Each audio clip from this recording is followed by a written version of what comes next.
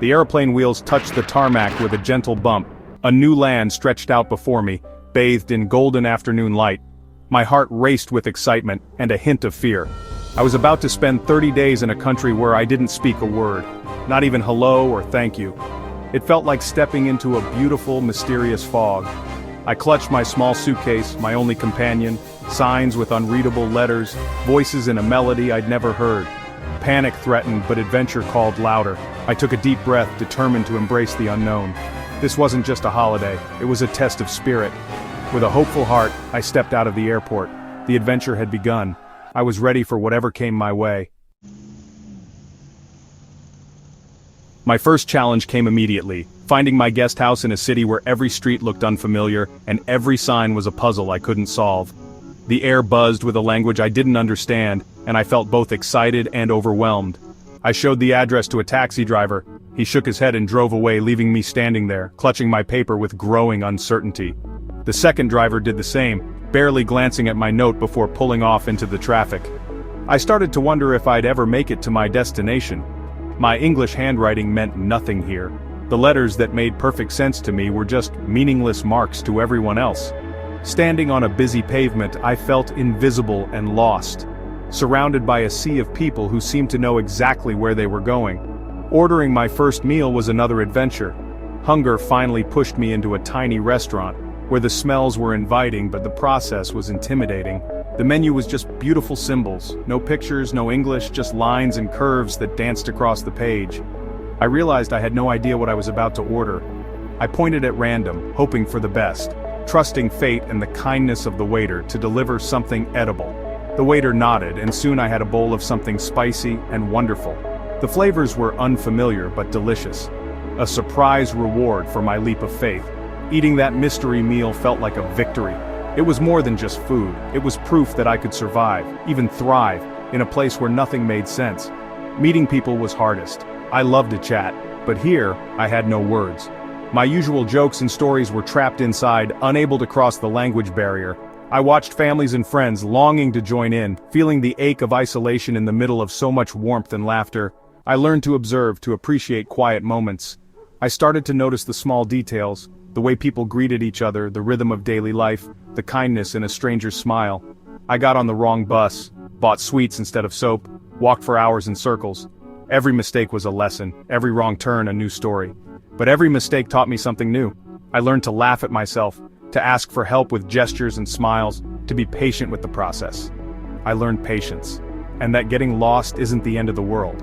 In fact, it's often the beginning of the best adventures. Sometimes, getting lost is how you find the best places, and a stronger you. Wandering without a plan led me to hidden alleys, secret gardens, and unexpected friendships. Each small triumph felt enormous. Every time I managed to communicate, find my way, or simply enjoy a moment of peace, I felt a little braver, a little more at home in the world. Without words, I found new ways to speak. My hands became my best friends, gesturing, acting, playing charades. A smile was my most important tool. It crossed every language barrier, saying, "I'm friendly, can you help?" Almost always I got a smile in return.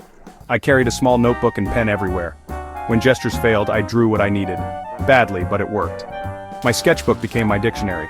Once, a terrible drawing of a bed led me to a charming guest house. Technology helped too. A translation app was a miracle in my pocket. But the real magic happened face to face, with hands, smiles, and sketches. I tried not to rely on my phone too much. The adventure was in the effort to connect. Every interaction, no matter how awkward, was a story. I learned that kindness and creativity are universal languages. The world opened up when I put the phone away. That's where the real adventure was. One afternoon, as I wandered through a maze of winding streets in a city far from home, I must have looked completely lost and a little distressed. The unfamiliar sounds, the foreign signs, and the endless twists and turns made me feel small and out of place, as if I were a character in someone else's story. Just then, an elderly woman appeared at her doorway. With a gentle wave, she beckoned me over, inviting me to rest in the cool shade beside her home. Her eyes were warm, and her gesture was so genuine that I felt my anxiety begin to melt away. She disappeared inside for a moment and returned with a glass of cool water, her hands steady and kind. She offered it to me with a grandmotherly smile, the kind that makes you feel safe, even in a place where you don't speak the language. We sat together in comfortable silence, sharing a connection that needed no words. In that moment, I realized that kindness truly needs no translation. Her simple act of hospitality was a reminder that compassion can bridge any cultural gap. On another day, I found myself in a bustling train station struggling to make sense of a ticket machine that seemed determined to confuse me. The crowd rushed by, everyone busy with their own lives, and I felt invisible and overwhelmed.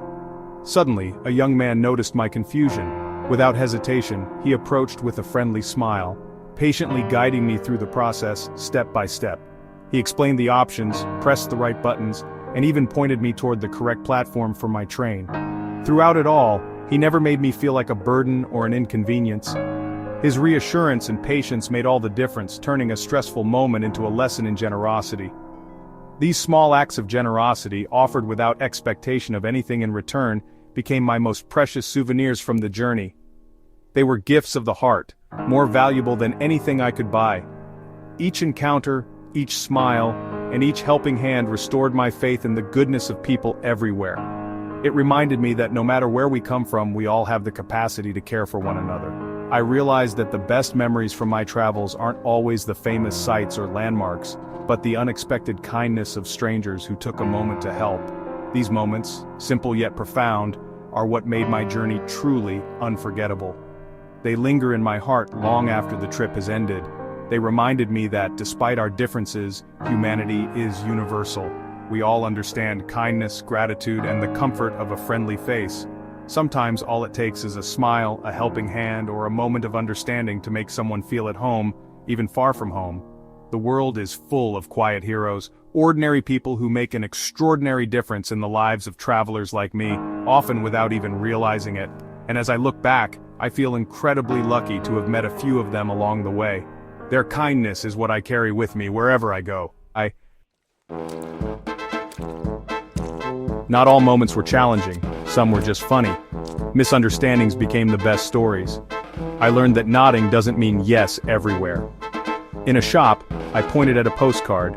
The shopkeeper nodded, but nothing happened. A younger person explained, "Here, a slow nod means, I understand, not yes." We all laughed, and I learned never to assume. Another time I braved a local hairdresser for a tiny trim. I showed with my fingers, she smiled, and gave me a very short, stylish cut. It wasn't what I asked for, but it looked good. I laughed at my reflection all day. Sometimes you just have to let go of control. My new haircut became a funny reminder of my adventure. Mistakes can turn out right, the unexpected is part of the journey. Embracing the comedy made everything lighter. Even when things go wrong, they can still be wonderful. Traveling this way changed my perspective in ways I never expected. When you step into a place where you don't speak the language, you're forced to rely on your senses in a whole new way. Suddenly, every detail matters, the colors, the sounds, the rhythm of daily life. I found myself paying attention to things I'd never noticed before. Without language, I noticed more.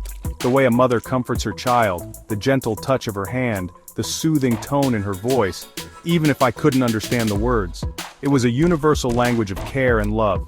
The warmth in friends' greetings became more vivid to me. I saw how laughter and smiles bridged any gap, how a simple hug or handshake could say so much more than words ever could. I became fluent in body language and unspoken emotions. A raised eyebrow, a shared glance, a burst of laughter, these became my new vocabulary. I realized how much we communicate without ever saying a word. People here had a different relationship with time. Meals were long, life was slower. There was no rush to finish, no pressure to move on. Meals stretched into hours, filled with conversation, laughter, and connection. At first it felt strange, almost uncomfortable to slow down and just be present. I was used to always moving, always planning the next thing. But soon I learned to savor the moment. I let myself linger over a cup of coffee, watch the world go by, and truly appreciate where I was.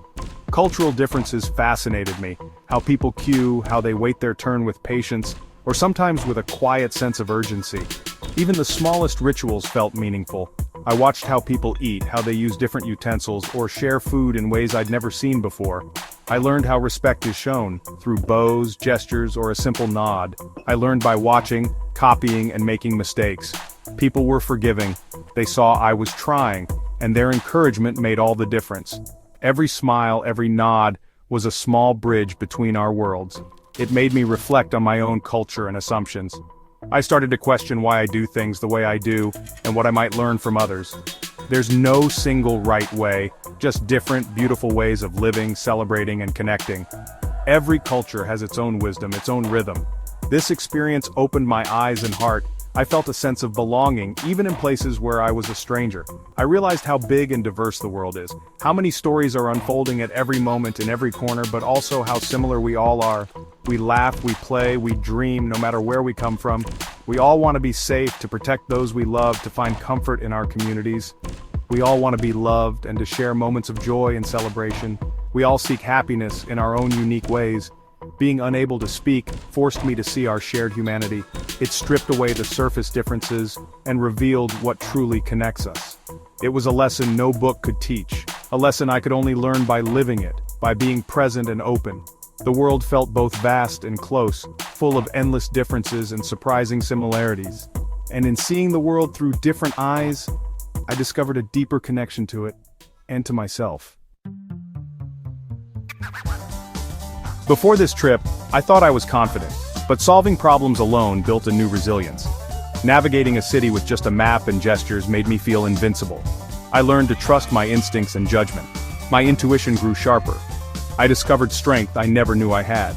I became comfortable with being uncomfortable. Awkwardness became normal, and that was okay. I stopped worrying about looking silly and focused on living in the moment. Boarding the plane home, I felt transformed. I was stronger, more open, and ready for anything. This journey showed me a new version of myself, and I liked her very much.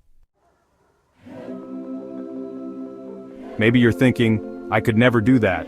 I understand, I had those same doubts, but you are stronger than you think.